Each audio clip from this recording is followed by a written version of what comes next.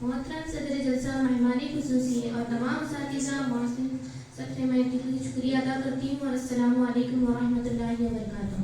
सबसे पहले मैं रब्बुल इज़्ज़त का शुक्रिया अदा करती हूँ जिसने मुझे कामयाबी के रास्ते पर अता किया है, और इसके बाद मैं अपने उस्तादों का शुक्रिया अदा करती हूँ जिसने मुझे मेहनत कराया और मुझे हौसला मेरी हौसला अफजाई की।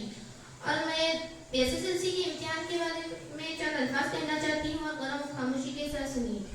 रोज़ाना मैं 6 सब्जेक्ट पढ़ती हूँ, सुबह 3 सब्जेक्ट और शाम में 3 सब्जेक्ट। जो भी राइटिंग वर्क और मैथ्स प्रैक्टिस करती हूँ खाने के बाद, क्योंकि खाने के बाद तो पढ़ने नहीं होता, इसलिए मैं खाने के बाद राइटिंग वर्क और मैथ्स प्रैक्टिस करती हूँ।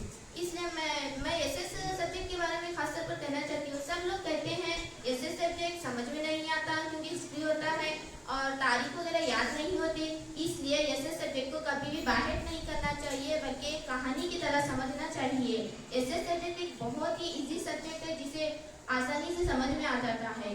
हमारे सर बहुत ही अच्छे से समझाते थे, कॉमेडी करके और बहुत अच्छे से समझाते थे हमको, इसलिए बहुत अच्छे से समझ में आता था।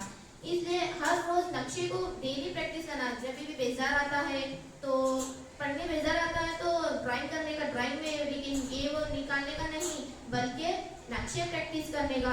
हर रोज डेली चार नावले को प्रैक्टिस करने का, तो एग्जाम में इजी होता है, इसलिए हर रोज नक्शे की प्रैक्टिस करने का।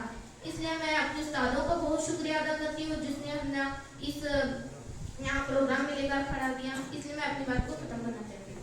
अस्सलाम वालेकुम।